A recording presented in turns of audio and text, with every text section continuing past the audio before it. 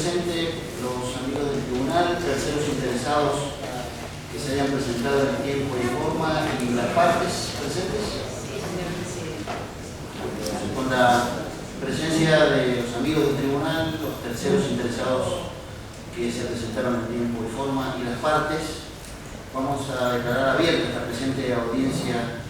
pública en esta causa número 105.443, Diario de los Andes en juicio, autos tribunal inferior 42.278, Silva Marina Florencia contra Diario de los Andes, hermanos Calle, por despido por recurso de inconstitucionalidad y casación. Informo al público, a los interesados de las partes, que por licencia del doctor Pedro Llorente me encuentro a cargo de la presidencia de la Corte en este momento y de la presidencia de la audiencia, como lo ordena el reglamento correspondiente. La audiencia pública constituye una instancia de participación ciudadana, la apertura de un espacio institucional para que la ciudadanía se exprese respecto a quienes puedan de algún modo verse afectados por el objeto de esta audiencia. De modo que de eso se trata, de un espacio de participación ciudadana, y para conocer el objeto de la audiencia le vamos a dar intervención a la señora secretaria para que vea la convocatoria general. A hoja 113 de los autos referidos por el señor presidente, él mismo, en ejercicio de la Suprema Corte de Presidente de la Suprema Corte de Justicia, convocó a tribunal plenario a los efectos de decidir sobre el siguiente tema. Es aplicable el artículo 58 del laudo número 17/75 a los trabajadores del sector prensa con relación al artículo 141 de la Ley Nacional de Empleo y los artículos 10 y 4 de las leyes número 23.928 de convertibilidad y número 25.561 de emergencia pública y reforma del régimen cambiario respectivamente. Con la autorización del señor presidente, procederé a dar lectura del orden de exposición de conformidad a lo dispuesto por el tribunal. Primero, el doctor Carlos Varela por Ciumex. Segundo, el doctor Héctor Recalde por Federación de Trabajadores de Prensa. Tercero, el doctor Damián Loretti por el Sindicato de Prensa de Mendoza. Cuarto, el doctor Marco Gabriel Palero por la CGT. Quinto, el doctor Garófoli por la Universidad Nacional de Cuyo. Sexto, el doctor Adolfo Marengo o Agustín Marengo o Marcos Palero por la señora Mariana Silva, actora en la causa referida. Séptimo, el doctor Jorge Sapia por Vivir Sociedad Anónima, Jorge Tornel Sociedad Anónima, Uno Gráfica Sociedad Anónima, Cuyo Televisión Sociedad Anónima y Radio de Cuyo Sociedad Anónima, Cuyo Service como Sociedad Anónima y Territorial Digital. Octavo, el doctor Miguel Grosso por Supercanal. Noveno, la doctora Norma Azcárate por Territorio Digital y otros. Décimo, el doctor Daniel Alejandro Estrella por Agea Sociedad Anónima. Y undécimo, el profesor Mario Eduardo Ackerman por Diario Los Andes. Los interesados tendrán 20 minutos para su exposición y la Corte podrá reservarse para el final de las mismas la posibilidad de formular preguntas a quienes hayan tomado parte en la audiencia. Vamos a dar comienzo entonces con el primero de los designados, el único amigo del tribunal que se ha hecho presente, Schumann, el doctor Galván.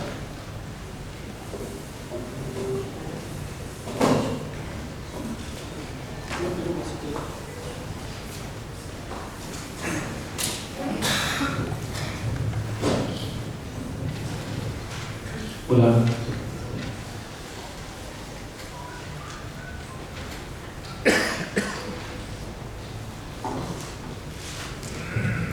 Bien, buen día, honorable Suprema Corte de Justicia de Mendoza, a los colegas que van a hacer sus presentaciones por los distintos intereses que representan y al público en general. Represento una joven organización de derechos humanos en Mendoza que se llama Sumex, que está compuesta fundamentalmente por profesionales del derecho y otras profesiones y esencialmente también por estudiantes de derecho. Nuestro interés en participar en esta audiencia diviene fundamentalmente no porque solamente comprenda un tema que a lo mejor podría ser entre privados, una cuestión salarial, sino porque ese derecho de propiedad tiene, en lo que hemos visto, diversas interpretaciones, y nos parecía interesante si a eso le sumamos que esta discusión se da dentro de uno de los poderes más importantes de la sociedad civil, que son los medios de comunicación. Por lo tanto, no es una discusión entre privados que no afecte a la sociedad civil, sino que por el contrario, y además por una notable interés en el tema de la transparencia de estas decisiones. Nos parece muy importante que este tribunal haya tomado la decisión de abrir sus puertas para escuchar distintos argumentos y de esa manera arribar a la mejor decisión posible. Brevemente, cuando hablamos del laudo arbitral 1775 en su artículo 58, para que todos tengamos quizás una información, descontando que el tribunal obviamente la conoce,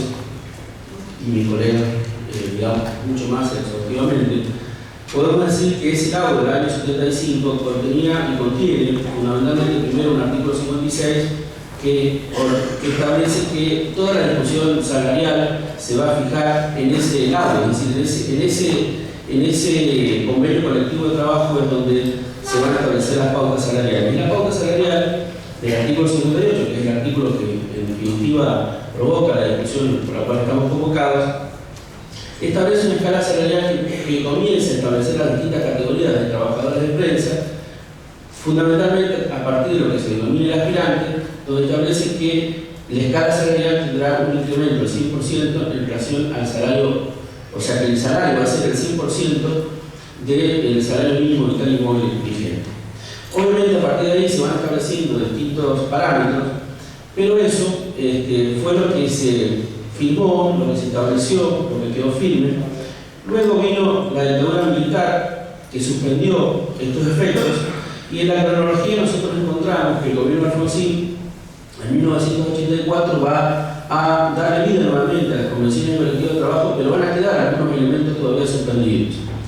Lamentablemente, por una historia que afecta a toda nuestra institucionalidad, vinieron diversas crisis económicas que hicieron que en el año en el año 91 se dictara la 23.928, que establecía un régimen relativo a la convertibilidad electoral. Luego, la crisis nuevamente en Argentina obligó a una nueva ley de emergencia económica y se fue modificando también de alguna manera todo el régimen de la Ley Nacional de Empleo. Toda esta situación hizo que hubieran dudas sobre la vigencia o no vigencia de este convenio colectivo que nadaba entre las dictaduras militares y entre las crisis económicas. Llegamos así entonces a una situación en donde esta Suprema Corte de Justicia en el año 2010, a fines de 2010, dicta un fallo, Orlando Azuma contra Supercanal, por la cual establece que el artículo 58 de esta Convención Colectiva de Trabajo está vigente y le da la razón. Esta persona lamentablemente va a ser despedida en marzo del 2011 en Supercanal, y el 20 de abril de ese mismo año, el que entonces representaba al sindicato de prensa, Roberto Pico, firmó un convenio colectivo de trabajo nuevo, desconociendo lo que había sido el artículo 58 y desconociendo el fallo de la Suprema Corte de Justicia de Mendoza. Esto lo firma con dos medios de comunicación de Mendoza, lo cual produce una gran reacción entre la gente del sindicato de prensa, y esto lleva a que en junio de ese año, en la resolución 1760 del Ministerio de Trabajo de la Nación, se establezca que el artículo 58 del Convenio Colectivo de Trabajo está plenamente vigente. Es decir, esa resolución de junio de 2011, 1760 del Ministerio de Trabajo, es importante porque es coherente, muchas gracias, con la resolución que había sacado la Corte en diciembre en el fallo Azuma, y que no había hecho caso de aquel convenio que había establecido o firmado Roberto Pico. Un convenio que no solamente modificaba el artículo 58, sino distintas cláusulas, y llamativamente, por ejemplo, en una de las últimas, decía que ni siquiera era necesaria la homologación, que a partir de ahí se aplicaba automáticamente. Esa es un poco la historia. Entonces, de ahí, desde el fallo Suma hasta la fecha, numerosas presentaciones de trabajadores de prensa han venido, digamos, llegando a la Corte, y obviamente, y con toda razón, obviamente los empleadores se sienten preocupados por esta situación, porque ellos entienden que ese derecho de propiedad está mejor protegido por esta medida de emergencia, y los trabajadores de prensa entienden que están amparados por el artículo 58 del Convenio Colectivo de Trabajo. Ese es el tema. Entonces, como amigos del tribunal, se nos ocurría que podíamos acompañar, no siendo nosotros expertos laboralistas, que hay un extraordinario laboralista como es el doctor Recalde y otras personas que conozco, y también de la otra parte también muy buenas personas que conocen el derecho laboral, que seguramente serán mucho más dinámicos que nosotros. Pero en el caso de los derechos humanos, a nosotros nos interesaba acompañar en el pensamiento cuando hablamos de derecho de propiedad, y cuando ese derecho de propiedad está, digamos, dentro de lo que es el salario. Pensamos que el primer principio que se nos ocurría que esta Corte debe tener en cuenta es el principio de la cláusula del mejor derecho. La cláusula del mejor derecho es un principio que uno puede leer por interpretación en la Convención Americana de Derechos Humanos, básicamente del artículo 1, inciso 1, el artículo 16, el artículo 17 y el 24, que es muy importante porque es el derecho de la igualdad. Similares normas puede encontrar también en el Pacto Internacional de Derechos Civiles y Políticos, pero la Convención Americana es la que mejor trata ese derecho. Y la cláusula del mejor derecho es el derecho que tiene toda persona a exigir al Estado que ampare la mejor protección jurídica para su dignidad y para su integridad. Esto que podía ser una elucubración jurisprudencial y simplemente una expresión de una elaboración doctrinaria, tiene un antecedente muy importante en la Corte Suprema de Justicia de la Nación, que es el caso Germanó, Dana Germanó. Karina Dana Germanó es una casación del año 2009, que produce en la Corte dos fallos, el 2009 y el 2011. Y con una cosa importante porque la misma es un voto de mayoría donde las mayorías van cambiando, y vamos a ver después qué efecto tiene en uno de los últimos puntos que voy a tocar. En el caso de Dana Germanó, la Corte desarrolla el derecho al mejor derecho y le da la razón a la ciudadana argentina frente a distintos derechos que se habían producido en el conflicto que ella planteaba. Y a nosotros nos parecía que, tomando lo que dice, porque en realidad es un dictamen que hace el procurador subrogante de la Corte, dice que ese derecho, el mejor derecho, está basado en el principio pro homine. Y para nosotros el principio pro homine es una cláusula fundamental del derecho internacional de los derechos humanos, porque es un principio que consagra que una persona, o en este caso los trabajadores, tienen derecho a tener el mejor derecho que amparó su relación laboral y que es conteste con el principio de progresividad de los derechos laborales y la no regresividad de los mismos. Entonces, a nosotros nos parece que el mejor derecho de este que estamos invocando es el artículo 58 de la Convención Colectiva del Trabajo frente a las otras normas que tienen varios impedimentos legales. Un segundo argumento es establecer que esta Corte no puede dejar de pensar en el artículo 28 de la Constitución argentina, porque el artículo 28 de la Constitución argentina lo que se consagra magistralmente es el piso legal y no el techo legal. El expuesto artículo 28, que es maravilloso en cuanto que prohíbe que por vía de reglamentaciones se disminuyan derechos acordados constitucionalmente, habla de que estamos hablando de un piso legal y no de un techo legal. Por lo tanto, el mejor derecho es precisamente esa cláusula la cláusula del artículo 58 y no aquellas disposiciones que fueron expresadas en tiempos de emergencia o que han sufrido tantas modificaciones que algunas se encuentran seriamente cuestionadas, como vamos a ver. Entonces, ese artículo 28 de la Constitución nos parece importantísimo que pueda ser tenido en cuenta por este tribunal. Un tercer elemento es lo que se llama en doctrina el test de escrutinio estricto o el test de racionalidad. Algunos han querido también llevarlo a lo que puede ser el test de convencionalidad, el control de convencionalidad o el control de constitucionalidad. Pero vamos a hablar el test de escrutinio estricto, que hay dos tribunales que me interesa que esta Corte lo tenga en cuenta, que es primero la elaboración que ha hecho a través de los estudios de la enmienda quinta y la enmienda 14, los tribunales norteamericanos, especialmente en el caso Parner contra Freire, 1984, y la Corte Interamericana de Derechos Humanos, que toma también el test de escrutinio estricto en el caso de Yatama contra Nicaragua. Es fundamental para entender el test de escrutinio estricto discernir que la Corte y los tribunales internacionales han dicho que ese test se toma contra toda aquella norma en la cual se establecen diferencias. Y invierte la carga de prueba diciendo que toda aquella norma que establece una diferencia en menos, debe ser presumida de inconstitucional y por lo tanto el Estado o el órgano del Estado que la dicta, en este caso puede ser la Corte, una sentencia, debe acreditar un interés legítimo, un efecto útil, una urgencia, una razonabilidad, una argumentación válida. De lo contrario, crea discriminación. Entonces, este test de escrutinio estricto, que también ha sido estudiado y amparado por el Tribunal Europeo de Derechos Humanos en la causa Willis contra United Kingdom del año 2002, que fue muy bien desarrollado, van conformando estándares internacionales que van a permitir hablar de por qué un fallo contrario al fallo a suma podría entrar en esa categoría sospechosa.